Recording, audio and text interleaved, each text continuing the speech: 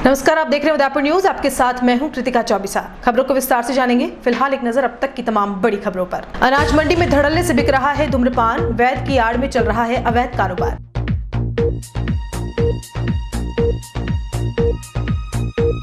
कटारिया ने प्रदेश के मुखिया को कहा, चालाक और चतुर, गहलोत विषय को अमल में लाने से पहले ही भाग जाते हैं। जिले वासियों के धैर्य की जिम्मेदारों ने खूब की प्रशंसा। अपील के साथ ही कहा, संयम ने ही तोड़ी कोरोना की चैन। और रथ यात्रा को लेकर धर्मोत्सव समिति की बैठक हुई आहूत। प्रशासन परमिशन नहीं देगा तो हर घर पर लगेगी केसरिया पताका, शाम को होगी आरती। और अब खबर विस्तार से। सबसे पहले बात करते हैं रुकी हुई जिंदगी के फिर से चलने की। करीब 2.5 महीने तक रहे लॉकडाउन के दौरान सभी का कामकाज व्यापार पूरी तरह से बंद रहा। ऐसे में जब सोमवार से एक बार फिर से बाजार खुल गए तो हर वर्ग को जहां खुशी थी कि उनका कामकाज फिर से चल पड़ेगा और उनकी गाड़ी पटरी पर लौट आएगी, लेकिन शहर की धड़कन कहे जाने वाले बापू बाजार के व्यापारियों के लिए सबसे बड़ी परेशानी तो यह है कि यहाँ पहले से चल रहे स्मार्ट सिटी के काम के कारण पूरा रोड खुदा पड़ा है, जिससे इनको दुकानें खोलने के बावजूद भी कोई फायदा होता नहीं दिखाई दे रहा है। व्यापारियों का कहना है कि वैसे भी 2.5 महीने तक घरों में बंद रहे, कमाई का जरिया ही दुकान थी और वह तो खुली ही नहीं। अब प्रशासन ने तो अनुमति दे दी है, लेकिन बाजार में अभी भी रोड खुदी पड़ी है, नाले खुले पड़े हैं। इस वजह से ग्राहक भी नहीं आ रहे हैं। वहीं अब तो मानसून दस्तक देने वाला ही है। बारिश के दिनों में हालत तो और भी बदतर हो जाएगी। बापू बाजार व्यापार एसोसिएशन के अध्यक्ष और दुकानदारों ने अपनी व्यथा सुनाते हुए स्मार्ट सिटी के तहत काम कर रहे अधिकारियों से गुहार लगाई है कि जल्द से जल्द काम पूरा करें ताकि व्यापार का पहिया फिर से चल पड़े। बापू यार की हालत तो देख लो आप, पहले लॉकडाउन में तो धंधे हुए नहीं है और ऊपर से ये काम चालू हो गया है। क्या कम से कम इतना तो कम से कम रखो, क्या कम से कम चालू हो जाए एकदम।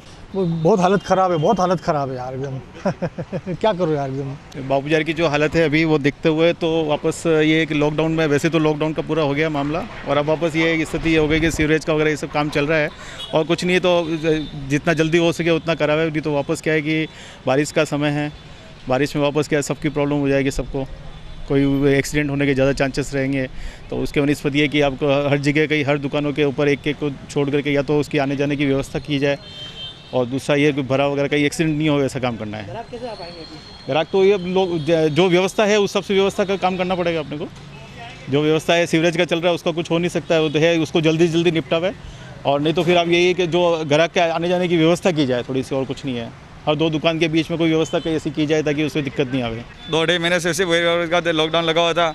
अब अभी 2 दिन से दुकानें खुली है, लेकिन बापू बाजार की स्थिति ऐसी है कि सब तरफ दुकानें खोद रखी है। बाहर सारा काम अधूरा पड़ा है, ना ग्राहक आ सकते ना जा सकते। हम भी खुद गाड़ी नहीं लेके आ सकते हैं, परिवहन नहीं चल रहा है उससे भी नहीं आ सकते, तो तकलीफ हो रही है हमें आने जाने की। तो सरकार को, यहाँ प्रशासन को ये चाहिए कि ये काम जल्द से जल्द करवाए। अब जो आने जाने की व्यवस्था है वो सुरूप करवाए ताकि दुकानदारों को और ग्राहकों को, आने वाले को तकलीफ ना हो, ना दुकानदार को तकलीफ हो।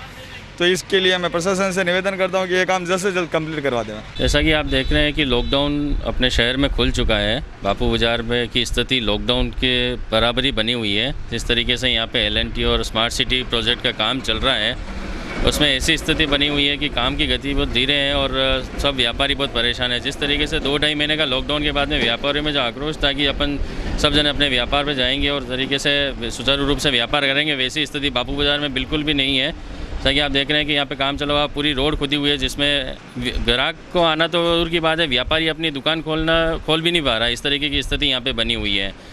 और हमारा कल परसों में LNT से भी मीटिंग हुआ था, उनमें उनसे बात करी थी कि भाई जल्द से जल्द इस काम को पूरा किया जाए ताकि, क्योंकि अभी आप जैसे देख रहे हैं कि बरसात का मौसम चालू होने वाला है और बरसात अगर आ गई तो बापू बाजार में जो पानी भराव की पहले भी समस्या रही हुई है और इस तरीके से टूट फूट वाले स्थिति में तो ज़्यादा पानी भरा रहेगा तो ये बिल्कुल भी काम नहीं कर पाएंगे। तो हमारा तो स्मार्ट सिटी से और LNT से यही आग्रह है कि सारे व्यापारी अगर 5-10 दिन और दुकान बंद करनी हो तो भी कर दें, क्योंकि दुकान खोलने के बाद भी लॉकडाउन वाली स्थिति बनी हुई है। तो जल्द से जल्द इस कार्य को पूरा कर देवें ताकि सुचारू रूप से सभी व्यापारी अपना व्यापार कर सकें। वैसे ही पूरा व्यापारी वर्ग पूरा परेशान है लॉकडाउन की वजह से, वही व्यापार नहीं कर पाया है। तो LNT और स्मार्ट सिटी इन सब चीज़ों को मिलकर और जल्द से जल्द इस कार्य को पूरा करें। धन्यवाद। यदि भारत में लॉकडाउन न होता तो देशवासी न मास्क लगाने की आदत डालते, न ही सोशल डिस्टेंसिंग के प्रति जागरूक होते और न ही देश मेडिकल किट बनाने पर आत्मनिर्भर रहता। यह कहना था राजस्थान सरकार में नेता प्रतिपक्ष गुलाब चंद कटारिया का। कटारिया ने उन लोगों को जवाब देते हुए कहा जो कोरोना के बढ़ते मामलों के बीच लॉकडाउन हटाने का विरोध कर रहे हैं। कटारिया का कहना है कि लॉकडाउन के चलते केंद्र सरकार ने बड़े स्तर पर तैयारियां करते हुए जनता को जागरूक भी किया है। यही नहीं, कटारिया ने लॉकडाउन के दौरान भाजपा द्वारा किए गए सेवा कार्यों को भी बताया। सामान्यतः हम रूटीन में तो थे, लॉकडाउन के नियमों का पालन करते हुए उदयपुर की धरती पे सब लोगों ने देखा होगा। जब से लॉकडाउन हुआ हमने सेवा के जितने प्रकल्प हो सकते थे, जिस तरीके से भी जनता की उस समय मदद की जा सकती, अपने नियमों की पालना करते हुए मदद करते रहे। लेकिन लॉकडाउन के कारण से कई लोगों के दिमाग में यह है कि यार लॉकडाउन क्यों किया, पहले जब कम जो संक्रमित थे उस समय तो लॉकडाउन हुआ, अब संक्रमित बढ़ रहे हैं तो लॉकडाउन खोल दिया। ये क्या है? मैं सोचता हूँ अगर वो लॉकडाउन उस समय नहीं लगाते तो आप और मैं दोनों मास्क बांधना नहीं सीखते, सोशल डिस्टेंसिंग नहीं सीखते, और फिर जो मेडिकली हमारी तैयारी थी, हिंदुस्तान में एक पीपी किट नहीं बनता था। अगर उस समय ये खोल देते तो ये जो संक्रमण आज 1-2 लाख से ऊपर पहुंचा है, ये करोड़ के आसपास पहुंच जाता है।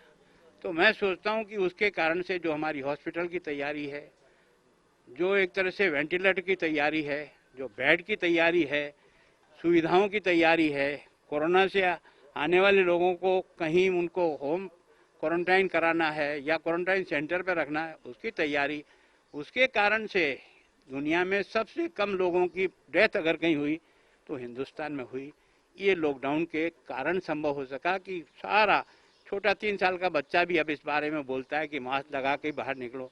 तो ये जो प्रिकॉशन लेने की जो आदत बनी वो इसके कारण से बनी। अगर उस दिन पहले ही दिन खोल दिया जाता तो मैं सोचता हूँ 15-20 दिन में हिंदुस्तान तौबा कर जाता, जैसा अमेरिका कर रहा है। देश की मोदी सरकार के कार्यकाल को 1 वर्ष पूर्ण होने के उपलक्ष्य में राजस्थान विधानसभा के नेता प्रतिपक्ष गुलाब चंद कटारिया मीडिया से मुखातिब हुए। बीजेपी पार्टी कार्यालय में हुई इस प्रेस वार्ता में कटारिया ने मोदी सरकार के कार्यकाल की उपलब्धियों को गिनाया तो प्रदेश के मुखिया अशोक गहलोत पर भी जमकर निशाना साधा। कटारिया ने धारा 370 हटाने, नागरिकता संशोधन कानून लाने, राम मंदिर के निर्माण, धारा 35A हटाने के मुद्दों पर केंद्र सरकार की जमकर तारीफ की। कटारिया ने साफ किया कि पीएम मोदी के कार्यकाल में एक से बढ़कर एक ऐतिहासिक फैसले हुए हैं जिसे एक आम आदमी सोच भी नहीं सकता था। कटारिया ने इस मौके पर प्रदेश के मुखिया अशोक गहलोत को चालाक चतुर व्यक्ति बताते हुए जमकर निशाना साधा। कटारिया ने कहा कि गहलोत किसी भी विषय को बड़ी ही चतुराई के साथ फेंक देते हैं और जब उस विषय को अमल में लाने की बात होती है तो वह भाग जाते हैं। कटारिया यही नहीं रुके, उन्होंने गहलोत सरकार पर सवाल खड़े करते हुए कहा कि प्रवासी राजस्थानियों को प्रदेश में लाने में भी इसी तरह की स्थिति सामने आई। कटारिया ने कहा कि जब 12.5 लाख प्रवासी लोगों ने राजस्थान में आने के लिए रजिस्ट्रेशन कराया तो सिर्फ 2 लाख लोगों को ही मुख्य सेवक गहलोत ला पाए, बाकी के लोग पैदल या अपने स्तर पर मंजिल तक पहुंचे। तो मुख्यमंत्री क्या है कि बहुत चालाक चतुर, विषय को फेंकने के लिए तो फेंक देते हैं और जब उसकी एग्जीक्यूशन आते हैं तो भाग जाते हैं। अगर एग्जीक्यूशन की दृष्टि से पूछो, प्रवासी राजस्थानियों को लाने की बात की, बता दो एग्जीक्यूशन क्या किया आपने, है ना। अगर आपने देखा 500 से अधिक ट्रेनें यूपी ले जा सकता है, बिहार ले जा सकता है, तो आप यहाँ पर केवल 128 सी ट्रेनें लेकर के क्यों आए? जब आपने रजिस्ट्रेशन 12.5 लाख लोगों का करा दिया तो फिर ट्रेनों की व्यवस्था कौन करेगा? इसके बारे में आप ही को लाइसेंस करना पड़ेगा। आपने कहा 4000 बसों से लाएंगे, राम धर्म से बता दो यार कितनी बसें से लाए। जो अधिकांश लोग आए वो सारा मिला दो तो 2 लाख लोग ये ट्रेन से और बस से लाए हैं। बाकी जो लोग आए हैं वो तो या तो स्वयं के व्हीकल से आए या पैदल चल करके आए। सर, चित्तौड़ जिले में विधायक महोदय ने राहत सामग्री बांटते हुए बोला मोदी जी अच्छे हैं या गहलोत जी अच्छे हैं? प्रतिपक्ष के नेता के देखो, मैं सोचता हूँ कि ये उनका हल्की मानसिकता है। अगर किसी ने ये बोल दिया कि मोदी अच्छा है तो ऐसा क्या है अब हो गया जिसके कारण से राशन किट रखवा दिया? ऐसे ही कल केजरीवाल जी बोल गए कि दिल्ली के हॉस्पिटल तो दिल्ली के लोगों के लिए। अरे हॉस्पिटल किसका होता है? बीमार का होता है यार।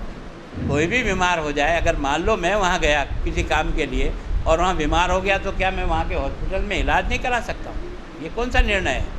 अगर हिंदुस्तान में दिल्ली वालों का बाहर इलाज हो सकता है तो बाहर वालों का दिल्ली में इलाज क्यों नहीं हो सकता है? देखो, मैं सोचता हूँ बहुत अच्छी सोच है कि मान लो कोई बाहर गया भी सही तो उसको राशन कार्ड होता नहीं, वहाँ उसको बहुत महंगा अनाज लेना पड़ता है। जो उसका हकदार है उसको वहाँ भी अपने राशन कार्ड में से अगर 3 लोग वहाँ गए और 5 यहाँ रहे तो यहाँ 5 को मिलेगा, वहाँ 3 को मिलेगा। वही राशन कार्ड सारे देश में अगर उपयोग होगा तो उस गरीब के लिए बहुत बड़ी मदद होगी। वैद की आड़ में अवैध धंधे करने वालों की उदयपुर शहर में कोई कमी नहीं है। उदयपुर न्यूज भी शहरवासियों तक वही खबर पहुंचाने की कोशिश करता है जिसे जानना शहर के लिए अति आवश्यक है। कृषि जिंसों के क्रय विक्रय के लिए आवंटित की गई दुकानों पर अन्य सामग्री की आड़ में जमकर धूम्रपान की सामग्री का विक्रय किया जा रहा है। शहर के अनाज मंडी में बनी दुकानों पर धड़ल्ले से गुटखे, तंबाकू और सिगरेट का अवैध व्यापार किया जा रहा है। आपको बता दें कि अनाज मंडी में आवंटित की गई दुकानों पर सिर्फ कृषि जिंसों की क्रय और विक्रय किया जा सकता है। इससे किसी भी दुकानदार को धूम्रपान की सामग्री बेचने की अनुमति नहीं है। लेकिन यहाँ के दुकानदार तो सीना चौड़ा करके ठोक बजाकर धूम्रपान की सामग्री बेचते दिखाई दे रहे हैं। तानसेन कितने में? 220 और लिबर्टी का डंडा 240। तानसेन 220 ही है, 215 वाला वहाँ ही कल करता है, अभी 220 ही है। मेरे से तो नहीं ली होगी, या मेरा भाव तो 220 रुपये है, लेने वाला 215 से 210 भी दे रहा है। घूमो तो सब मिलेगा, अंदर कुर्कियाँ गिना करो आराम से। रेट में क्यों फर्क आ रहा है यहाँ? सर जिसके पास जैसा माल पड़ा है वो बेच रहा है अभी। सब आधे से मंडी ऊपर के पास ब्लैक का माल पड़ा है। 220 छोड़ो, 2 दुकान घूमो के 250 भी मिलेगा भाव, 280 भी मिलेगा भाव। लोगों के पास 800 रुपये खरीदी हुई पड़ी है अभी तक। अच्छा, ये माल सही होने में अभी 2-4 दिन लगेंगे। तो मेरे पास 290 रुपये खरीदी हुई पड़ी हुई है। ये तो कंपनी वाले ने फट से माल देना चालू कर दिया, फट रेट तो सब थोड़ी उतारेंगे। वो एक तो दुकानदार जो स्टॉक नहीं करके रखा होगा, नया माल आ गया तो वो दे रहे हैं। लिबर्टी 70 रुपये खरीदी हुई पड़ी हुई है, क्या करें, मजबूरी है। नुकसान यहाँ इतना खा रहे हैं, इतना और से 220 अब ले जाना, कल मेरे खत्म होने हैं, बस आधा कार्टून ही बचा है। कल से 200 लाया 900 रुपये में। 900 मैं तो कह रहा हूँ घूमो 880 भी मिलेगी और 980 भी मिलेगी, सबका अपना अपना भाव है। आप नहीं है, बहुत जनों ने मुझे 900 रुपये बोला, मैं नहीं कह रहा हूँ कि आपने गलत बोला। 900 के 880 बोलने वाले भी है, 980 में लाने वाले भी है। यार अब कितने दिन लगेंगे पता नहीं यार। ये पूरा महीना ऐसे ही जाएगा, लोगों ने बहुत स्टॉक करके रख लिया है, बहुत हालत ख़राब है लोगों की। कह रहा हूँ 290 तो मेरी खरीदी हुई पड़ी है, ये 2 कार्टून पड़े हुए थे, 210 पैकेट। इस मंडी में है ना, ये गुटके पानी बेचने की स्वीकृति है? मतलब ये गुटके पानी बेचने की स्वीकृति है क्या मंडी में? यूँ हाँ, क्यों नहीं है सर? मतलब अनाज मंडी है? सिर्फ अनाज मंडी थोड़ी है क्या? फल सब्जी मंडी है, वो भी कृषि मंडी में, अनाज मंडी में आती है, पर फल सब्जी भी तो बिकता है ना। नहीं, पर गुटके और तंबाकू बेचने की स्वीकृति है? इसमें सब बेच सकते हो, गुटखा, तंबाकू, राशन, साबुन, सरफ, सबकी अनुमति है। सबकी है? साबुन, सरफ सबकी है सर। अच्छा, ऐसा भी मेरा सही रेट है। लिबर्टी 950 रुपये डंडा भैया। 47 रुपये हो गया, कितना हो गया? 43 से भी ज़्यादा हो गया। 4060 जो रेट है भैया बताया आपको मैंने। 6 रुपये मांगो सिगरेट के तो भड़क रहा। भैया ऐसा है, मेरी बात सुनो, मैंने आपको 47.5 रुपये में पड़ रहा है पैकेट, समझे ना। किसी का 6 रुपये में भड़क रहा है, वैसा 7 रुपये और 8 रुपये लिबर्टी के सिगरेट के रेट है। जब 130 रुपये में पीढ़ी का बंडल भी है उस समय याद नहीं आ रहा था, अब 5 रुपये की सिगरेट पीने में मुसीबत आ रही है। गजब कर रहे हो यार। जब 50 रुपये 80 रुपये की शक्कर जब गए उस समय मुसीबत नहीं आ रही थी। 30 रुपये में डंडा एक डंडा एक तानसेन, एक विकेट तानसेन का। हाँ अभी ऐसे कम नहीं लगेगा, दे दो यार, वाजिब लगा के जो भी है। बस भैया ऐसे कम नहीं लगेगा। रिश्ते तो इतने पकड़े, तानसेन का पैकेट दूँ आपको, वाजिब दाम बता दो। बस भैया 220 वो 220 तो सही, उसकी फाइनल रेट है, बस इससे अलावा एक पाई कम नहीं लगेगी, देख लो आप। इससे अलावा एक पैसा कम नहीं लगेगा, समझे ना। ये 220 और यहाँ ये 940, समझे ना। 1160 रुपये दे दो आप। महंगा लाया।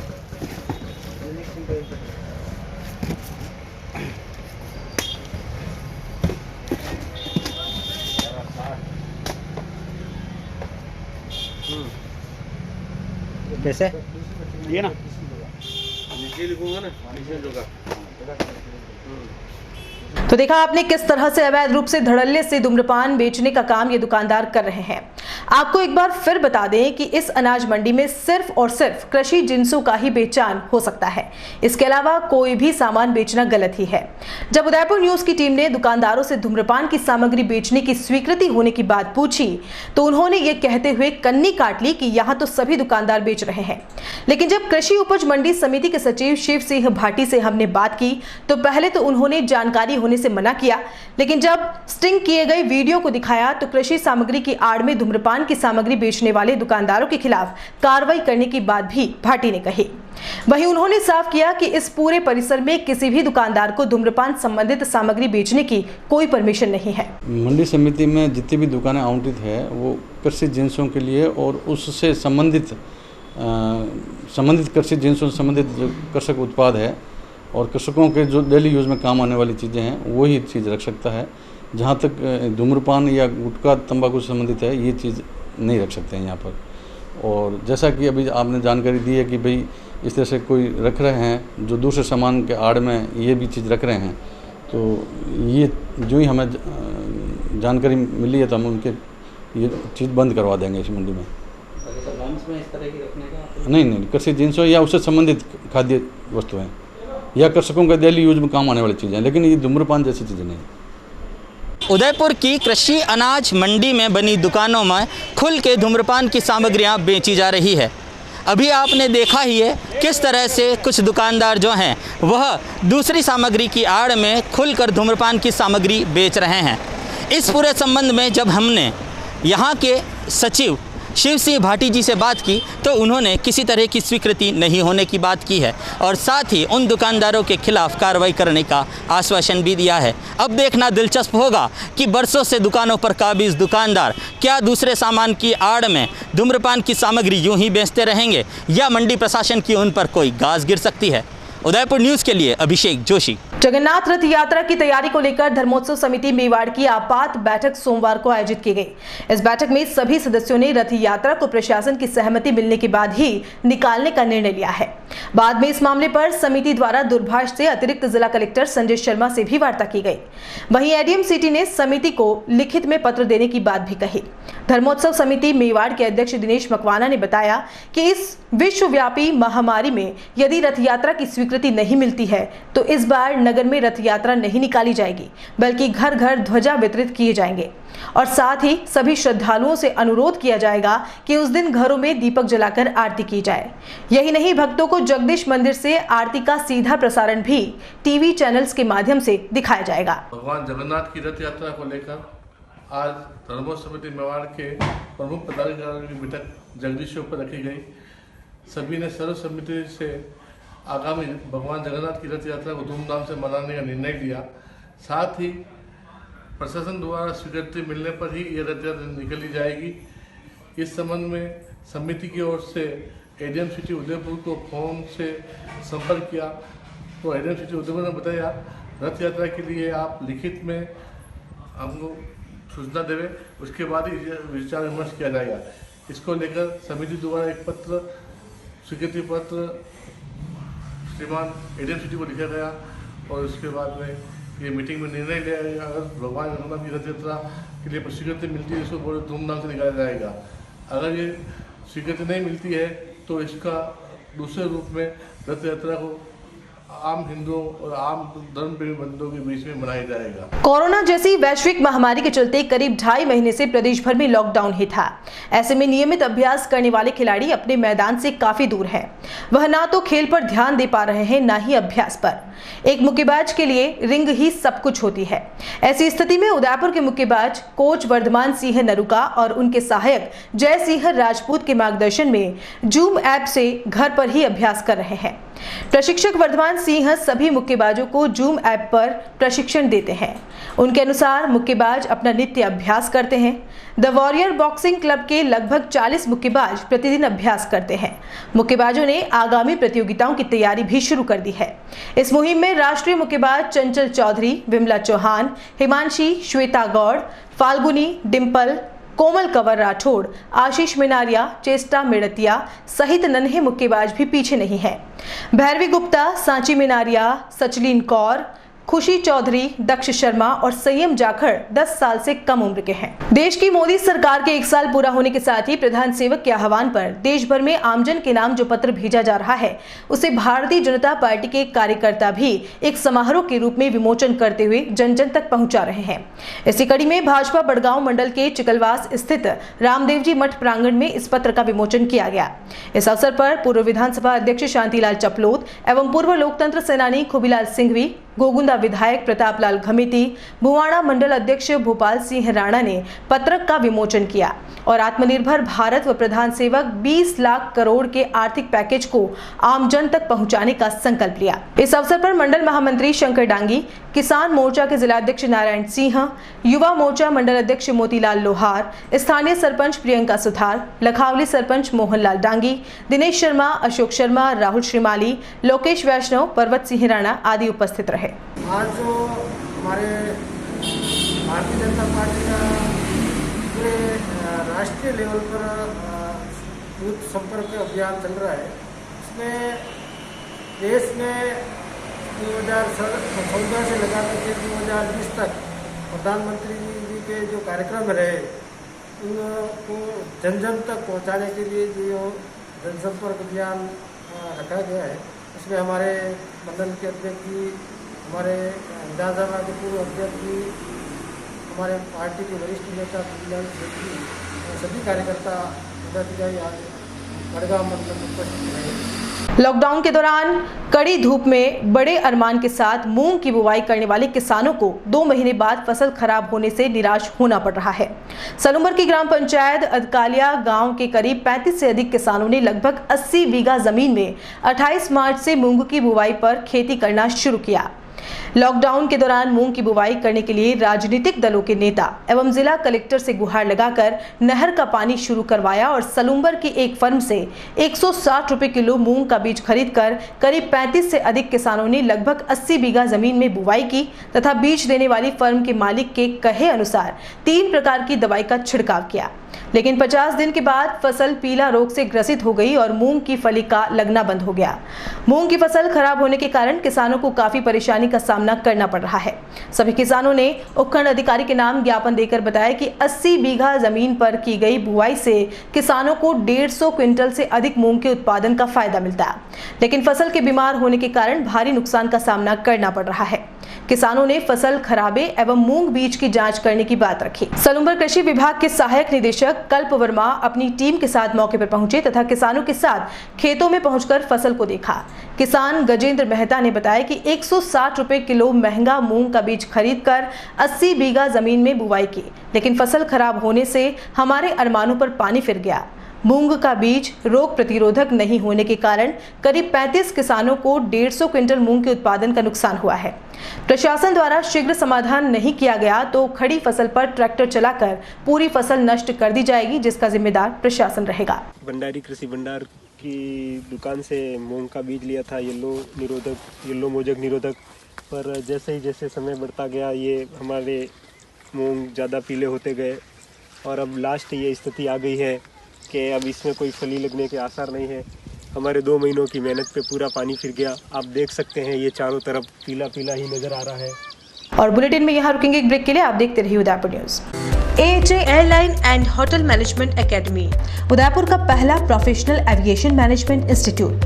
12th के बाद करियर की चिंता, पहली बार राजस्थान में 12th के बाद साइंस, आर्ट्स, कॉमर्स के स्टूडेंट्स के लिए लाए हैं डोमेस्टिक व international bachelor in aviation, diploma in cabin crew, air hostess, ground staff, security management courses. इन कोर्सेज में एडमिशन लेकर आप अपना बेहतरीन करियर डोमेस्टिक व इंटरनेशनल एयरलाइंस व डोमेस्टिक व इंटरनेशनल एयरपोर्ट पर बनाइए। कोर्सेज के साथ प्रत्येक वर्ष एक foreign tour, international airport training, foreign internship Dubai, Thailand, Malaysia, Singapore में। Grooming and personality development classes, spoken English, French and Arabic language classes, yoga, swimming, gym classes. Institute के अनेक स्टूडेंट्स का Indigo, SpiceJet, Vistara, air India व domestic व international airport पर selection हो चुका है। बनाएं एक अच्छा करियर एविएशन व टूरिज्म फील्ड में। AHA, the first and only institute to start the bachelor's, domestic and international degree in aviation and tourism with 100% job placement in the leading airlines of India and international. Admission open. First floor, Paradise Complex, opposite Agrawal Dharmshala, Sector 11, Udaipur. Call it 70231 44442 8107 392702. Website www.ahaudaipur.com.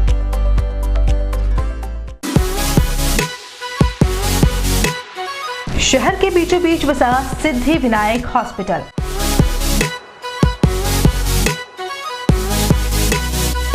आपातकालीन सेवा एवं सभी प्रकार की जांचों की सुविधा के साथ सर्वोत्तम इलाज एवं देखभाल जो देती है आपको एक विश्वास।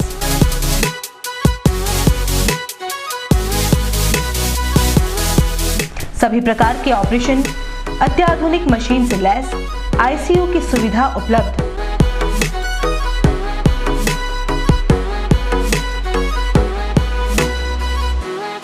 आपके विश्वास एवं मुस्कान पर खरा उतरना ही हमारा धैर्य।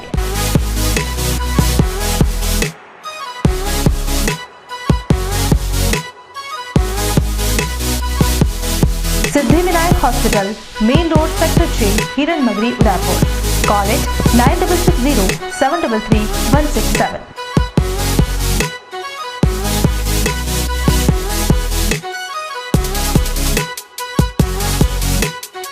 ब्रेक के बाद आपका स्वागत है। संभाग के भिलवाड़ा जिले के मॉल, होटल और रिजोर्ट 78 दिन के बाद सरकारी आदेश के बाद पुनः सैनिटाइजर, सोशल डिस्टेंसिंग के साथ खुले। इस दौरान सरकार की सतर्कता की शर्त के साथ सैनिटाइजर और सोशल डिस्टेंसिंग की पालना के साथ काम किया जा रहा है। यहाँ पर प्रवेश से पहले ग्राहक की थर्मल स्क्रीनिंग की जा रही है और उनके हाथ धुलवाए जा रहे हैं। सिटी मॉल के मैनेजर पवन कुमार प्रजापति ने कहा कि सरकार के आदेश पर हमने मॉल खोला है।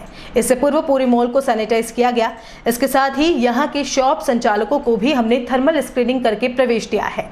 साथ ही उन्हें सोशल डिस्टेंसिंग और मास्क पहनने रखने की भी पालना के निर्देश दिए हैं। वहीं श्रीलोक होटल के संचालक राकेश गौड़ का कहना है कि सरकार ने हमें इन्हें खोलने के आदेश तो दे दिए, लेकिन क्वारंटाइन सेंटर के समय में हमारी होटल के बिजली के बिल और अन्य खर्चों का कोई भी आदेश नहीं दिया है। इसके कारण हमें काफी नुकसान उठाना पड़ रहा है। इसके लिए सरकार को हमारी बिजली के बिल माफ करने चाहिए। टुलिप होटल के संचालक राहुल समदानी ने बताया कि हमने सुरक्षा के कदम उठाए हैं। कर्मचारियों की जांच होने के बाद भी उन्हें बुलाया है। हर होटल व्यवसायी को कम से कम 10 से 15 लाख का नुकसान हुआ है। कस्टमर्स के लिए हम लोग क्या कर रहे हैं, यहाँ जो कस्टमर एंटर होता है तो उस समय पे उसकी सैनिटाइजेशन हो रहा है, प्लस वो अपना जितनी स्टोर में जा रहा है तो वहाँ पे भी उसको सैनिटाइज़र का यूज़ करना पड़ रहा है। तो रेस्ट ऑल मैक्सिमम यहाँ पे मॉल में मल्टीपल लोकेशंस पे सैनिटाइज़र अवेलेबल हैं जो रेगुलरली सैनिटाइज हो रहा है।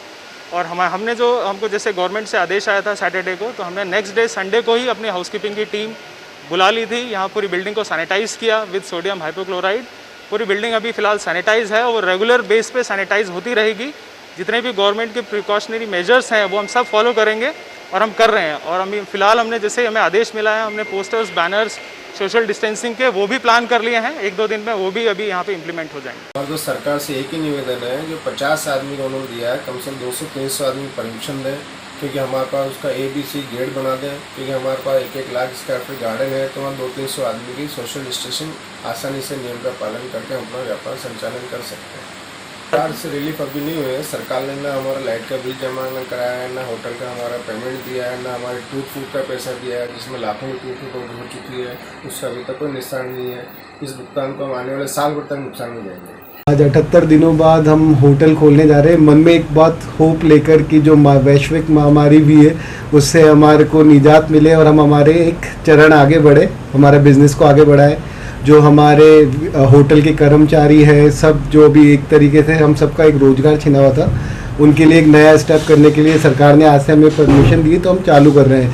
इस परमिशन के कारण एक जो ये वैश्विक महामारी पैदा हुई है, तो उस कारण से हमारे को इसके साथ में जीने के लिए और अपना व्यवसाय करने के लिए हमने कुछ सुरक्षा कदम जो अपनाए हैं, अपने आप में एक प्रयास करा है, जो मैं आपको बताऊं। जैसे कि हमने हमारे सारे एम्प्लॉयज़ का कोविड टेस्ट कराया है, उनको नेगेटिव आने के बाद में ही हमने वर्किंग पे अपने साथ में एसोसिएट करा है।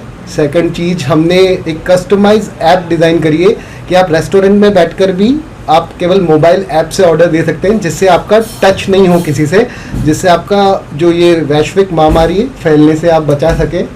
तीसरी चीज़, हमारे यहाँ पर हमने एक लाइव किचन कॉन्सेप्ट रखा है कि एक हमारे जो भी कस्टमर्स आए उनको एक ट्रस्ट रहे कि किस हाइजीन वे में वो हम फूड बना रहे हैं वो अपनी आंखों से देखते हुए उसका आनंद ले सके। और इसी आशा के साथ हम ये चाहते हैं कि हम पूरा एक सपोर्ट के साथ में जो हमारी एक अर्थव्यवस्था भी डाउन हो गई है उसको भी इसके साथ में कंटिन्यू करें, अर्थव्यवस्था मजबूती की तरफ जाए, धीरे धीरे लोगों में ट्रस्ट बढ़कर हम इसको आगे चलाते रहें। सर आप मानकर चलिए कि कोई भी होटल व्यवसायी महीने की 5 से 10 लाख की cell average minimum as per उसके स्टैंडर्ड के कर लेता था, मिनिमम बता रहा हूँ मैं आपको। और वो डिपेंड करता है कि जैसे बड़े इवेंट्स होते तो 20 लाख तक भी जाती है, तो आप ऑलमोस्ट मानकर चलिए 50 से 60 लाख की सेल का तो लगभग 10 से 15 लाख के बीच में हर एक व्यवसायी को, होटल व्यवसायी को नुकसान हुआ है। प्रवासी मजदूरों को बिहार भेजने के लिए सोमवार को चौथी ट्रेन भिलवाड़ा से रवाना हुई। जिला कलेक्टर राजेंद्र भट्ट ने 1456 ईंट भट्टों के मजदूर को बिहार के लिए रवाना किया। इससे पहले इन श्रमिकों को बसों के माध्यम से जिले के अलग अलग कस्बों से यहां पर लाया गया था। श्रमिकों को जिला कलेक्टर राजेंद्र भट्ट, एसडीएम टीना डाबी और SDM city Nandkishore Rajora, railway station अधीक्षक राधेश्याम शर्मा, एएसपी राजेश मीणा ने करतल ध्वनि के साथ विदाई दी। जिला कलेक्टर राजेंद्र भट्ट ने कहा कि बारिश के मौसम के कारण ईंट भट्टों पर अभी काम बंद हो गया, जिसके कारण बिहार के श्रमिक अपने घर जाने के लिए आवेदन कर रहे थे। अभी फैक्ट्रियां फिर से शुरू होने के कारण अब श्रमिकों के आवेदन कम हो गए हैं। यदि फिर भी श्रमिकों के आवेदन आते हैं तो उन्हें घर भेजा जाएगा। ये सारे मजदूर हैं जो ईंट भट्टों पे काम करते हैं और ईंट भट्टे चूँकि बारिश प्री मानसून शॉवर्स आ गए हैं और ईंट भट्टों का काम अभी बंद हो गया है, तो ये सारे मजदूर एक बार अपने घर जाना चाहते थे। सभी बिहार के थे और इनकी बार बार डिमांड भी आ रही थी, तो इसीलिए जितना नंबर था एग्जैक्ट उतने नंबर के लोग आए जिन्होंने वेरिफिकेशन किया था और 20-30 लोग और अधिक आए हैं जो अपना रजिस्ट्रेशन या वो नहीं करा पाए थे। तो ऐसे जो लोग हैं जिनको अब यहाँ पर काम बंद हो गया है और जो अपने घर जाना चाहते हैं, तो सुप्रीम कोर्ट के निर्णय अनुसार उनको भेजना आवश्यक है। जो शेष रहे उनको भेजने की व्यवस्था की जाएगी। जो अगर शेष हैं उनकी डिमांड अगर आती है तो अगर वो जाना चाहते हैं तो उनको भेजा जाएगा। पर अधिकतर लोग अब फैक्ट्रीज़ में लग चुके हैं और जो इस तरह के उद्योग हैं जैसे ईंट भट्टा या अन्य हैं जो इस बारिश के दौरान नहीं चलते हैं, यदि वो मजदूर जाना चाहेंगे तो उनके लिए व्यवस्था कराई जाएगी। कितने श्रमिक जा रहे हैं आज? 1456। आज आपकी मुलाकात करवाते हैं एक ऐसे कोरोना योद्धा से जो पिछले 70 दिनों से अपने आप से, अपने संकटों से और फिर कोरोना से लड़ रहा है। यूं तो स्वास्थ्य महकमे का हर कर्मचारी अपने आप में बहुत बड़ा योद्धा है, पर जिसकी हम बात कर रहे हैं वो अपने आप में अलग है। जी हां, हम बात कर रहे हैं भिंडर चिकित्सालय के कोरोना योद्धा पंकज कुमार चौबीसा की, जो लॉकडाउन के पहले दिन से ही प्रवासियों की स्क्रीनिंग करने के साथ ही उन्हें क्वारंटाइन करवाने और जरूरतमंदों को राशन सामग्री दिलवाने की मदद कर रहे हैं। इतना ही नहीं, बीते दिनों ससुर जी का निधन हो गया था। ऐसे में पत्नी को पीहर ही रहना पड़ा था। ऐसे में 2 मासूम बच्चों की जिम्मेदारी भी चौबीसा पर ही आन पड़ी थी। कभी ससुराल तो कभी दादा दादी के पास छोड़कर लगातार अपना फर्ज निभाते रहे।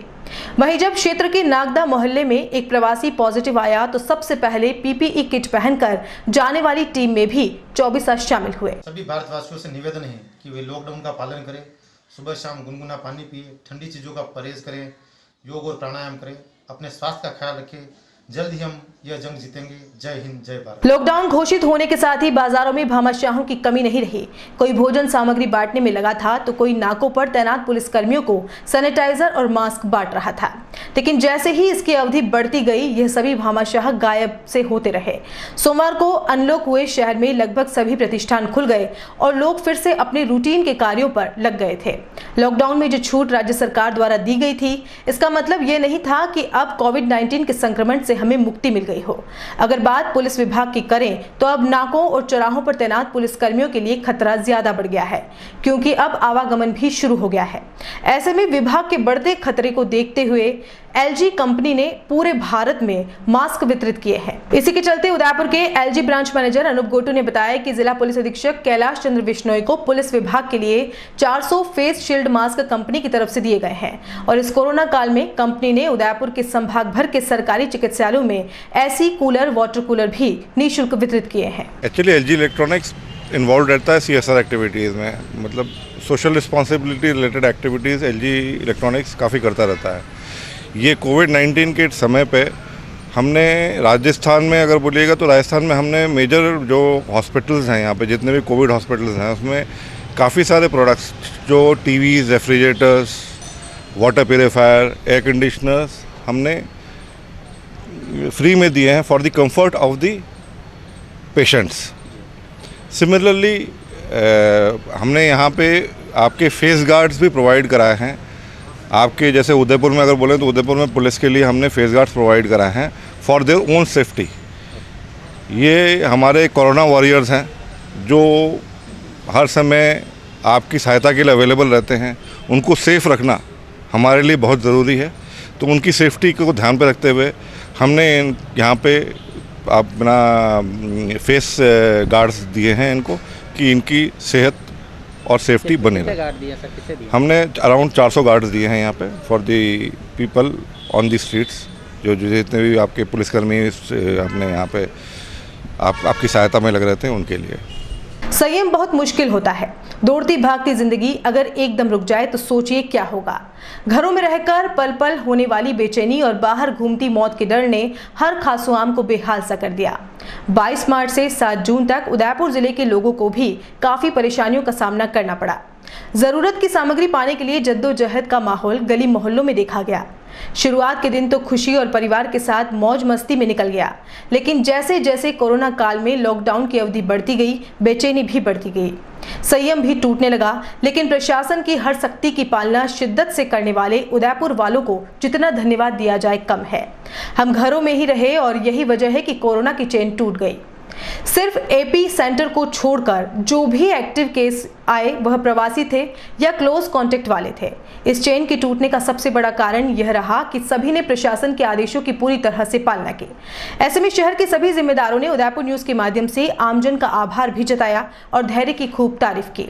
इसके साथ ही सभी ने कहा कि कोविड अभी गया नहीं है, सोशल डिस्टेंसिंग और सैनिटाइजर का उपयोग ही इससे बचाव का सबसे बड़ा उपाय है। आइए सुनते हैं शहर के जिम्मेदारों ने किस तरह सभी का आभार जताया। देखिए, क्योंकि अनलॉक का फेज शुरू हुआ है और आज से उदयपुर शहर के अंदर जितने भी होटल और जो मॉल्स थे, रेस्टोरेंट थे जो पूर्व में बंद थे, आज से वो भी ऑपरेशनल कर दिए गए, सबको खोल दिया गया है। तो अब तक जनता ने बहुत अच्छा सहयोग रखा लॉकडाउन के अंदर। पुलिस ने उनका आवश्यकता अनुसार सहयोग भी किया और जहाँ वायलेशंस हुई हमको कार्रवाई भी करनी पड़ी। अब चूँकि पूर्ण रूप से अपने थाना घंटाघर और जो थाना अपने सूरज पोल है उसका एक छोटा सा क्षेत्र है जो अभी कर्फ्यू क्षेत्र में, उसके बियॉन्ड पूरी तरीके से ऑलमोस्ट सभी तरह की एक्टिविटीज़ शुरू हो गई है। तो मेरा पब्लिक से और विशेष तौर पर व्यापारी वर्ग से ये निवेदन रहेगा, अपील करना चाहेंगे कि जो सोशल डिस्टेंसिंग के जो नॉर्म्स सरकार ने तय किए हैं, जो मास्क की अनिवार्यता की है, पब्लिक प्लेसेस पे स्पिटिंग नहीं करनी है, इनकी पूरी तरीके से पालना किया जाए और सतर्क रह करके इसका बचाव करें। उसी में ही सबकी भलाई है। सब लोगों को एज ए CMHO में साधुवाद देना चाहूँगा, धन्यवाद देना चाहूँगा कि आपने जिला प्रशासन और चिकित्सा स्वास्थ्य विभाग का सहयोग दिया और खुद को संयमित या फिर अनुशासन मानते हुए अपने घरों के अंदर रहे और बिना कोई ज़्यादा अपोज भी नहीं हुआ। और इसी वजह से ही उदयपुर में एक साथ केस बढ़ने के बाद भी हम कवर कर पाए और आज भारत में केस की संख्या बढ़ रही है, पर हमारे उदयपुर में कंपैरेटिवली इतनी नहीं बढ़ रही है। इसी क्रम में आपसे ये निवेदन करना चाहूँगा कि चूँकि अभी मार्केट खुल चुका है तो अति उत्साहित होकर या फिर लापरवाही नहीं बरतें। भीड़ भाड़ वाली जगह जाएं तो मुंह पे रुमाल ढकें या मास्क ढकें, और किसी को खांसी और जुकाम है तो उसको कफ एटिकेट का ध्यान रखें, और किसी को बुखार है, गला ख़राब है, कुछ भी हो तो हमारे पास के हॉस्पिटल में जाके दिखा दें और वो कोई चीज़ छिपाए नहीं, क्योंकि कोरोना इतना जानलेवा नहीं है और ना ऐसी बीमारी है कि मुझे कोरोना हो गया लोग क्या कहेंगे, ऐसी बात नहीं है। तो हमको अगर समय रहते हम टेस्ट हो जाएगा तो उसका इलाज हो जाएगा, तो हमारे जो बाद में जो स्थिति बिगड़ती है उससे हम वो कर लेंगे। अभी भी हम हॉट स्पॉट दूसरा नहीं बने, इसलिए जगह जगह पे रैंडम सैम्पलिंग हमारी जारी है, चाहे कृषि उपज मंडी हो या वॉल सिटी के अंदर जो लोग हैं या जो किराना स्टोर है, हम वापस सैम्पलिंग बढ़ा रहे हैं और गाँवों में भी रैंडम सैम्पलिंग कर रहे हैं, ताकि किसी भी स्थिति में ऐसा नहीं हो कि अचानक से केस बढ़ गए और हमारे ध्यान से रह गए, तो जो इस तरह से हम रुके हुए हैं। सर क्या स्थिति है अभी 587 केसों में से 520 केस रिकवर हो चुके हैं, यानी कि वो उनका रिजल्ट नेगेटिव आ चुका है, जो हमारी रिकवरी रेट अबव 88% है। और 492 लोग घर भेज जा चुके हैं और अभी 63 लोग ही एक्टिव हैं। तो स्थिति फिलहाल तो नियंत्रण में है, लेकिन हम सब चाहे जिला प्रशासन हो, चाहे चिकित्सा विभाग हो, चाहे पुलिस विभाग हो, अन्य विभाग हो और सामुदायिक जो भागीदारी है, हम सब मिलके ही इस पे लड़ना है। और इससे भी जंग जितनी बाकी है, यूँ नहीं कह सकते कभी हम लॉकडाउन खुल गया, मार्केट पूरा खुल गया और हम बिल्कुल फ्री हो गए, ऐसी स्थिति नहीं है।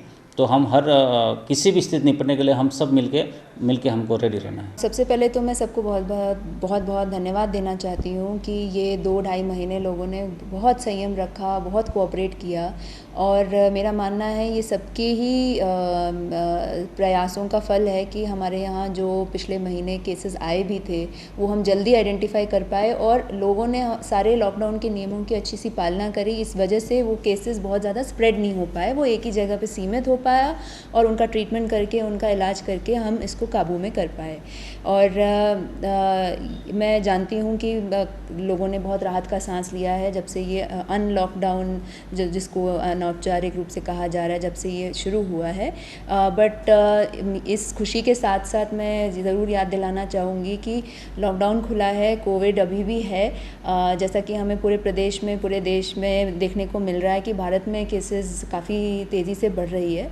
इसमें हालांकि कोई डरने की बात नहीं है। हम ये भी देख रहे हैं कि लोग बहुत आसानी से और जल्दी से ठीक भी हो रहे हैं, लेकिन सावधानी ही सबसे ज़्यादा ज़रूरी है क्योंकि हमारे जो छोटे बच्चे या जो बुज़ुर्ग या जो भी इम्यून सिस्टम जिनका थोड़ा सा भी कॉम्प्रोमाइज़्ड है वो अभी भी इसके चपेट में आने की पूरी संभावना रखते हैं। तो मैं अब सबसे वापस यही रिक्वेस्ट करूँगी कि प्लीज़ सारी सोशल डिस्टेंसिंग के नॉर्म्स, मास्क पहनना, हाथ बार धोना, बिना मतलब बाहर घर से नहीं निकलना, सिर्फ मतलब के कामों से घर से बाहर निकलना, ये सारी चीज़ों का हम अपनी जीवन शैली का एक हिस्सा बनाएं। आने वाले महीनों जब तक कोविड का कोई दवाई या वैक्सीन नहीं उत्पन्न हो जाता, इसको हमें बहुत ही अच्छे तरीके से फॉलो करते रहना चाहिए, तभी हम हमारे शहर को, हमारे ज़िले को सुरक्षित रख पाएंगे। जो कोरोना संक्रमण काल आया, इस दौरान इस महामारी को फैलने से रोकने के लिए लॉकडाउन लगा। लॉकडाउन के बाद में कई तरह की लोगों के सामने समस्या आई, पुलिस के सामने समस्या आई। इसमें प्रवासी राजस्थानियों का जो माइग्रेट कर रहे थे, जो गुजरात और महाराष्ट्र से आ रहे थे, उनको प्रॉपर साधन उपलब्ध नहीं हो रहे थे, भोजन पानी की व्यवस्था नहीं हो रही थी।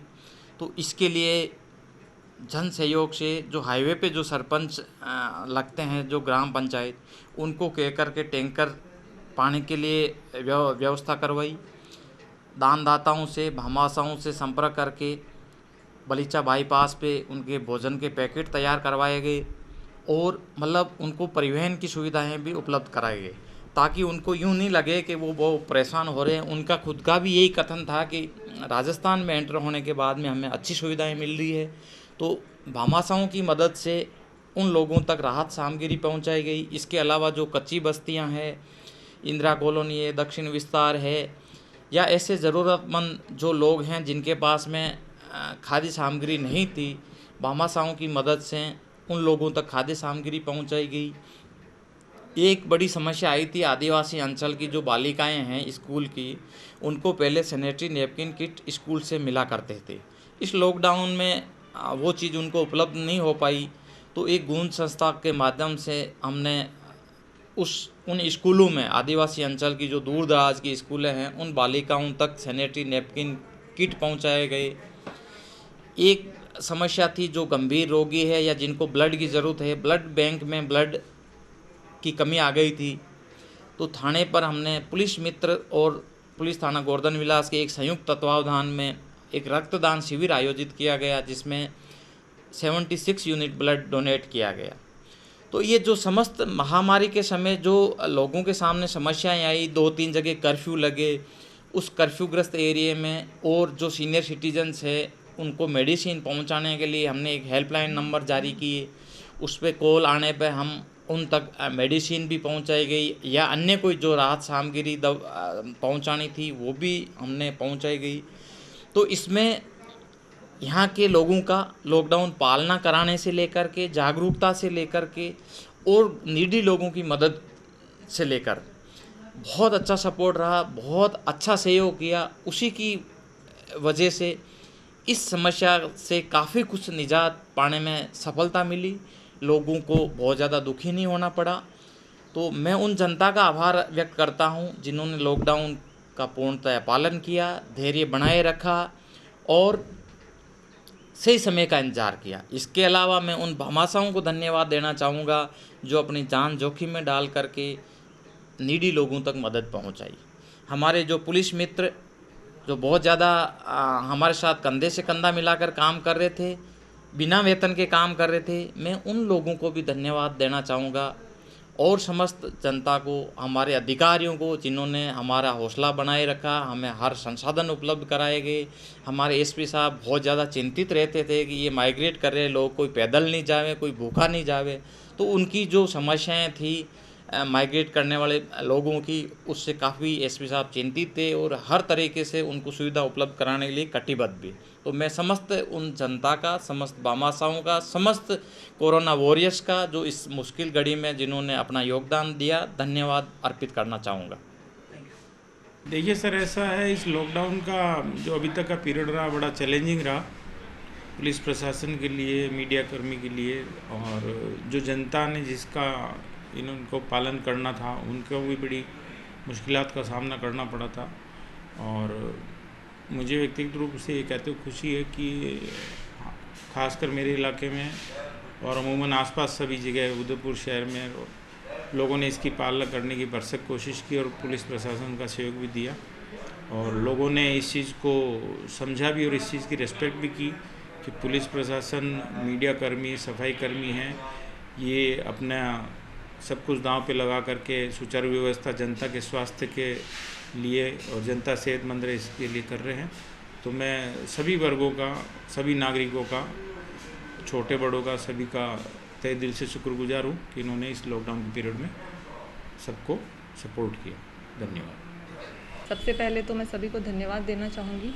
लॉकडाउन की इस अवधि में सभी ने बहुत ही संयम से, धैर्य से काम लिया है, पुलिस प्रशासन को पूर्ण रूप से सहयोग प्रदान किया, उसके लिए सभी को धन्यवाद। आगे की राह भी लेकिन बहुत मुश्किल होगी, उसके लिए मेरा निवेदन है कि सभी लोग हाइजीन हैबिट्स का पालन करें, सोशल डिस्टेंसिंग, मास्क, इन सब का प्रयोग करें और जो भी रिस्ट्रिक्शंस है सबका पालन करते हुए अब जो हमारा लॉकडाउन की अवधि को हमने पूर्णता से पालन किया है उसकी जो मेहनत है वो बेकार ना जाए, इसके लिए सभी को साथ आकर सारी हैबिट्स, हाइजीन हैबिट्स का, सारे नियमों का पालन करते हुए आगे बढ़ना है, तभी हम इस कोरोना जैसी महामारी से विजय प्राप्त कर सकते हैं। धन्यवाद। जय हिंद। वैसे ही उदयपुर की जनता ने इस कोरोना की महामारी में, चाहे वो केंद्र सरकार के निर्देश हो, चाहे राज्य सरकार के निर्देश हो, चाहे हमारे यहाँ के कलेक्टर के निर्देश हो, उसकी पालना में यहाँ की जनता ने जिस प्रकार का सहयोग किया वो वास्तव में अभिनंदनीय है। और मैं सोचता हूँ उनके उसी सहयोग के कारण से, यद्यपि हमारे यहाँ संख्या 500 से ऊपर पहुँच गई, लेकिन उसके बाद भी जो व्यवस्थाएं हमने की उस व्यवस्था के तहत ठीक होकर के अधिकांश लोग घर पहुँचे हैं। और शायद राजस्थान में डेथ रेट की दृष्टि से अगर कम से कम किसी ज़िले की है तो वो हमारे ज़िले की है। इसके लिए जनता को आभार। वो जो कोरोना के इस जंग में लड़ रहे थे, चाहे डॉक्टर थे, चाहे नर्सिंग स्टाफ था, चाहे पुलिस वाला था, चाहे जो स्वयंसेवी संस्थाएं थी या जो सरकारी अधिकारी थे जो दिन और रात इसमें लग कर के काम कर रहे हैं, उन सब का भी मैं आपके माध्यम से बहुत बहुत अभिनंदन करता हूं और उनसे कहता हूं कि अभी ये बीमारी टली नहीं है, अभी ये लंबी चलेगी। हमें इसके साथ ही रह कर के अपने व्यवसाय को भी खड़ा करना है और इनके नियमों का पालन करके अपने को भी बचना है और दूसरों को भी बचाने का प्रयास करना है। यही मेरी आपसे प्रार्थना है। आज इस कोरोना वायरस के मतलब 2 महीने से भी ज़्यादा लॉकडाउन के अंदर भी ग्रामीण जनता ने जो सहमता से बड़ा मतलब इस लॉकडाउन को पालना करते हुए शहर में आना नहीं, गांव में ही रहना और किसी के पास राशन कम है तो आपस में बांट कर खाना, वास्तव में ये है लॉकडाउन ने इस बीमारी से लड़ने के लिए उनको इतना मजबूत कर दिया। जो बाहर से आने वाला प्रवासी है, चाहे उनका परिवार का ही है, वो तुरंत हमारे उदयपुर में CMHO को फ़ोन करते थे और उसको जब तक पूरी रिपोर्ट नहीं आती थी उससे पहले उसको घर के बाहर नहीं निकलने दे रहे थे। पुलिस से भी ज़्यादा सक्रिय हमारे गांव के थे और आज हमारा गांव इसीलिए बचत में है कि ये बीमारी गांव में नहीं है और जहां है वो बाहर से आए हुए लोग ही है जैसे मेरे कानपुर में है, लक्कड़वास में है, जो बम्बई से आए हैं उनको एक घर में रख रखा है, तो वो वहीं से बीमार, वो बाहर वाले हैं, गांव में कोई बीमारी नहीं है, क्योंकि मोदी जी ने उनको इतना मजबूत कर दिया कि आपको इसकी सोशल डिस्टेंसिंग रखनी है, मास्क लगाना है, किसी से मिले हैं तो हाथ जोड़ना है, हाथ धोना है, ऐसा सारा होने के ये गांव में पूरे लक्षण हो गए। उदयपुर की जनता का आभार व्यक्त करता हूं कि आपने इस मुसीबत में भी अपना सहमत न खोया और आपने मजबूती से इस कोरोना को भगाने में सहयोग किया। धन्यवाद। इस वैश्विक महामारी के निमित्त दिनांक 22 मार्च से लॉकडाउन लागू हुआ और करीबन आज 2.5 महीने से ऊपर हो चुके हैं। हमको ये कष्ट सहन करना पड़ा क्योंकि ये बीमारी ऐसी बीमारी थी कि इसको हमारे बस में भी नहीं था। पूरे विश्व के अंदर ये बीमारी फैली और उसके निमित्त हमारा उदयपुर शहर भी वंचित नहीं रहा। लेकिन इस निमित्त जो प्रशासन के द्वारा, राज्य सरकार के द्वारा, केंद्र सरकार द्वारा जो भी दिशा निर्देश आए, चाहे मोदी जी ने दिशा निर्देश दिए हो या चाहे मुख्यमंत्री अशोक जी गहलोत ने दिशा निर्देश दिए हो, उनकी पालना में कोई कोर कसर उदयपुर की इस महान जनता ने नहीं छोड़ी। और मैं पूरी विश्वास के साथ निवेदन करना चाहता हूँ, व्यापारी भाइयों को बहुत ज़्यादा कष्ट हुआ कि आज 2.5 महीने से हमारा मध्यम वर्गीय व्यापारी बहुत रोड के ऊपर आ गया, लेकिन उन्होंने बहुत संयम रखा, जिलाधीश जी की बात को माना और पूरी तरह से अनुशासित रहकर जो कार्य किया, उसी का परिणाम था कि आज उदयपुर के अंदर कोई भी कोरोना के निमित्त कोई मृत्यु नहीं हुई। जो 2 मृत्यु हुई वह भी बीमारी के निमित्त हुई, कोरोना के निमित्त एक भी मृत्यु नहीं हुई और हमारा उदयपुर शहर इस युद्ध को जीतने में कामयाब रहा। मैं आपके चैनल के माध्यम से सभी को यही निवेदन करना चाहता हूँ, अब भी सोशल डिस्टेंसिंग का मेंटेन करें। व्यापारी बंधुओं से विशेष रूप से निवेदन करना चाहता हूँ कि उन्होंने बहुत कष्ट उठाया है, लेकिन अब बहुत ध्यान रखने की आवश्यकता है। अगर अब कोई कमी पड़ गई और वापस अगर कुछ हो गया तो फिर अपने को 1-2 महीने के लिए परेशानी का झेलना पड़ सकता है। इसलिए मैं आपसे हाथ जोड़कर निवेदन कर रहा हूँ, जिला प्रशासन, राज्य सरकार, केंद्र सरकार और सभी व्यापारियों को जो कष्ट हुआ उनके आदेश की पालना करने के पश्चात भी नगर निगम हो या यूआईटी हो, प्रशासन के हर व्यक्ति ने इस युद्ध के अंदर काम किया। उनका बहुत बहुत तहे दिल से आभार व्यक्त करना चाहता हूँ। और व्यापारियों को जो कष्ट हुआ, हमारी तरफ से भी अगर कोई कष्ट हुआ हो तो हम बहुत क्षमा प्रार्थी हैं। और व्यापारी बंधुओं से निवेदन करना चाहता हूँ, सोशल डिस्टेंसिंग मेंटेन करते हुए अपना व्यापार करें, ध्यान रखें, कोई भी ऐसा काम नहीं करे कि जिससे कि इस बीमारी को अपने पास लगाएं। हाथ सैनिटाइज का उपयोग करें, मास्क का उपयोग करें और बहुत सावधानी बरतें, यही मेरा निवेदन है। 79 डेज़ के बाद सराफा बाज़ार पूरी तरह से खुला है। लोगों में बहुत उत्साह है। इतने दिन शायद लाइफ में पहली बार लोग बाग घर पे रहे हैं और इस नई उम्मीद के साथ आज शुरुआत करी है कि अब ग्राहकी चलेगी। सीज़न तो हालांकि हमारी ख़त्म हो गई है, काफ़ी लोगों को नुकसान हुआ है, पर फिर भी हम एक पॉजिटिव सोच रखते हुए आज हमने हमारा ये जो कारोबार का शुभारंभ किया है। मैं पूरी उदयपुर जनता का आभार व्यक्त करना चाहूँगा कि आपने लॉकडाउन में बहुत धैर्यतापूर्ण काम किया और सभी लोग घर में रहे। अभी 2-3 दिन से जो शहर पूरा खुल गया है, मैं आप सभी को ये कहना चाहता हूँ कि आप एकदम से ये नहीं मानें कि कोरोना ख़त्म हो चुका है। आप पूरी सावधानी बरतें, सोशल डिस्टेंसिंग की पालन करें, हमेशा मास्क लगाए रखें। और मैं सराफा बंधुओं से भी ये आग्रह करता हूँ कि आप अपनी दुकान में आने वाले सभी ग्राहकों से सोशल डिस्टेंसिंग और मास्क को लगाना अनिवार्य है और उनके हाथ सैनिटाइज कराना अनिवार्य है। सराफा एसोसिएशन ने अपनी तरफ से गाइडलाइन जारी की हैं, सभी सदस्यों को गाइडलाइन पहुंच चुकी है। उन गाइडलाइन के आधार पर ही सराफा बाज़ार के व्यापारी अपना काम स्टार्ट किया है। काफ़ी टाइम से सराफा बाज़ार खुला है। इस सराफा बाज़ार खुलने से थोड़ा बहुत लोगों में उत्साह आया है और हालांकि सीज़न तो ख़त्म हो चुका है, अब आगे दिख रहा है कि लोगों में उत्साह आएगा।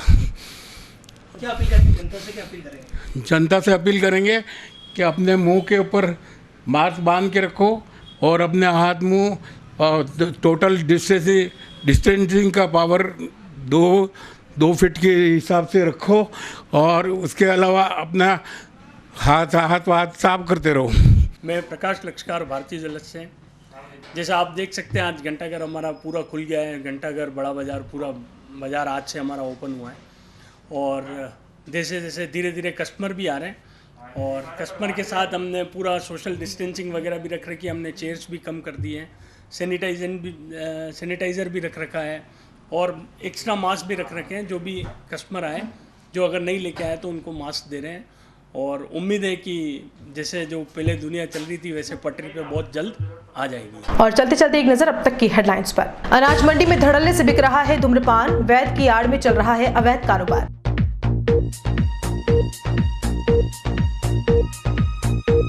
कटारिया ने प्रदेश के मुखिया को कहा, चालाक और चतुर, गहलोत विषय को अमल में लाने से पहले ही भाग जाते हैं।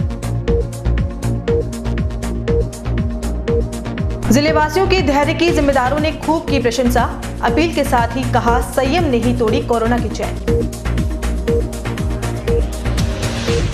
और रथ यात्रा को लेकर धर्मोत्सव समिति की बैठक हुई आहूत, प्रशासन परमिशन नहीं देगा तो हर घर पर लगेगी केसरिया पताका, शाम को होगी आरती।